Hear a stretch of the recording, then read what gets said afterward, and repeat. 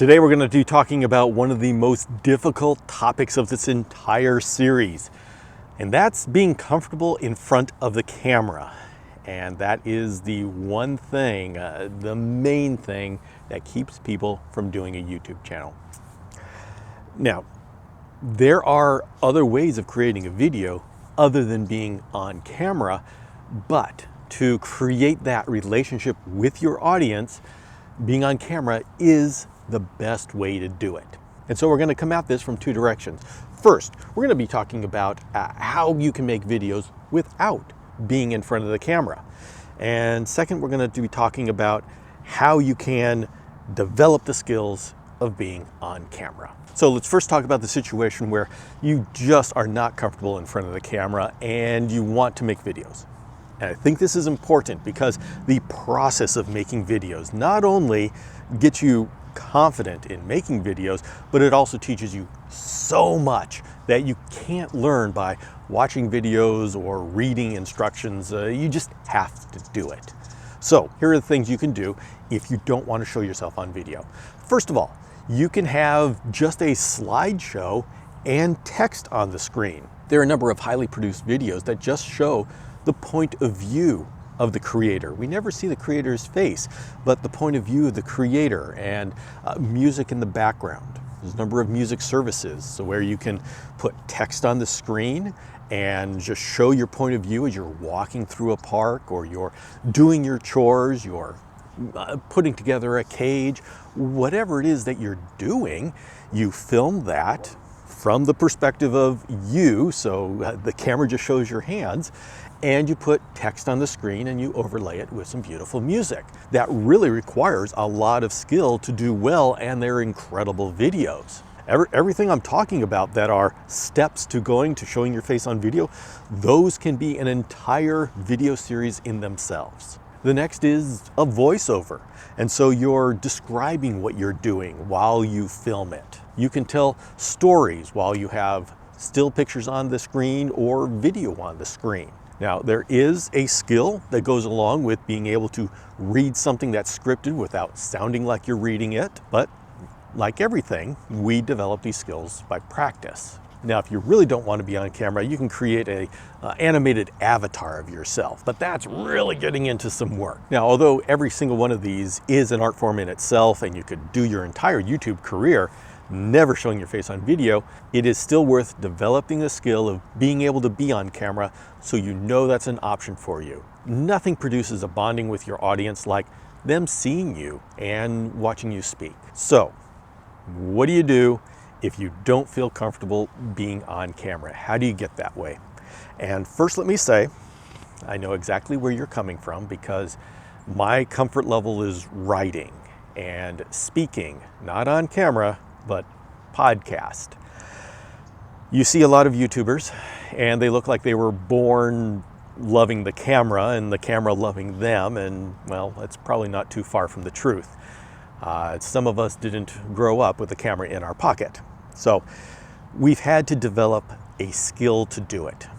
Now, before it sounds too intimidating or overwhelming to do, just know that in today's YouTube world, especially with artificial intelligence taking over and seeping into everything, authenticity is becoming more and more valued. And so you not being perfect on camera is seen as being honest and you being a real person. And so I say, come to YouTube as you are and let them see you grow. So don't think you have to be perfect. Just start, and you will get better with practice. Now, I understand the situation where if you see the camera, you totally freeze, your mind blanks, and you have no idea what to say, even though you're an expert in what you do. I know that feeling, I know that situation, I was there. And here are some things that you can do to get more comfortable. First of all, you have to get used to taking what's in your head and all of those thoughts and feelings and being able to put them into words. That's not always straightforward. And so to practice that, talk to yourself. Talk to yourself in the car, talk to yourself in the shower, talk to yourself when you're out taking a walk. And what this is doing is giving you the skill of being able to get what's in your head out in words. The next step is going to be taking your cell phone out and doing a selfie movie of you. Just look at this cell phone, recording, and do this practice again. Just talk about whatever. The important thing is that you can't stop and you don't want to be unnatural. So just sit there, look at your phone, record it with a movie, and talk about whatever your topic is. Practice what words you're going to use, how you're going to communicate your thoughts. Many of us don't have a problem having the thoughts. It's getting it out the mouth and doing it when we know that there's a camera recording. Obviously, the camera is just this little black box, so it's a complete mental thing. Luckily, we have control over that mental thing. And then sooner or later, you're going to have to sit in front of the camera and record for your video. You can script it out and type out everything you're going to say.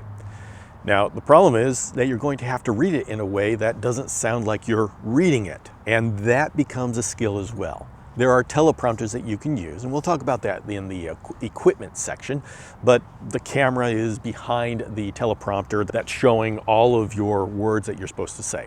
The challenge, of course, is that your eyes are going to be going back and forth, and you have to be able to sound natural. And this is just something to practice as well. That is the way that I used to do it. And it takes a lot of work, and I went through a lot of takes. Now, if you get really good at that, then that's as far as you have to go. But me, I never really got good at it, and I realized I had to get to the point where I could just ad lib and talk to the camera, just, okay, it's time to talk, and talk. It doesn't mean that I don't pause and get my thoughts together or reword what I want to say, but I have to feel comfortable looking at the camera and just speaking about a topic, even if I don't have my script. And I am proud to say that's what I'm doing right now.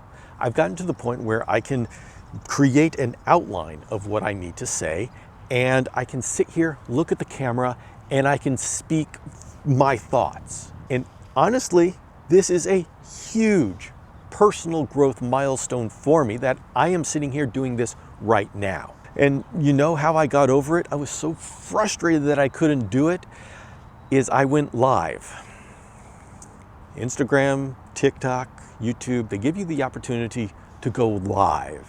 And what that means is you're on your account, you hit the go live button, and now you are out there, and anybody running around in that space who wants to can drop by and interact with you in the chat.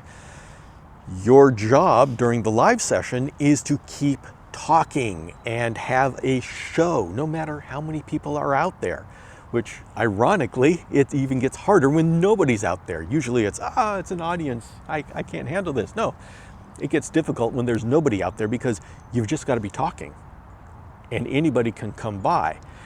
And I remember I was so frustrated that I wasn't able to ad lib. I wasn't able to talk right off the top of my head to my camera, that I looked down on my phone, I opened my Instagram account, and I hit go live without any planning or any thought. I just knew that I needed to do it and I had to jump in the deep end.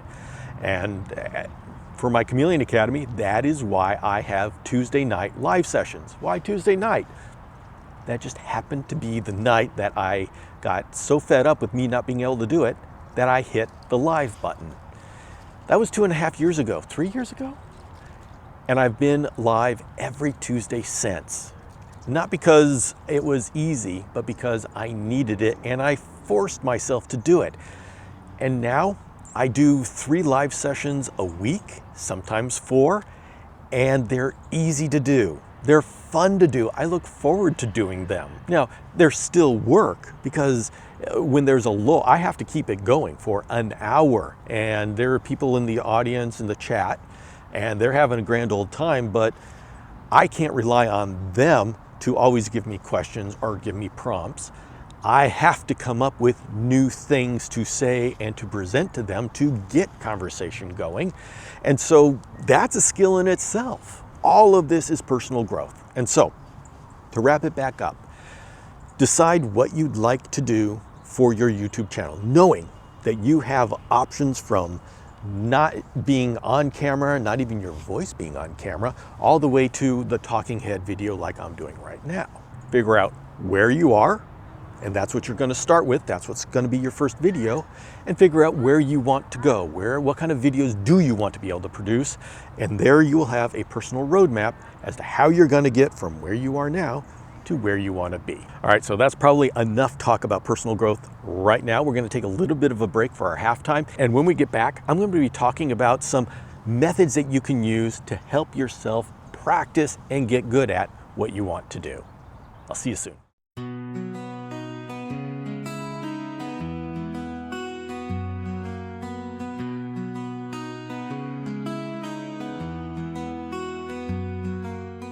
All right, folks, we are back, and last episode we talked about monetization. That's getting revenue from your YouTube channel.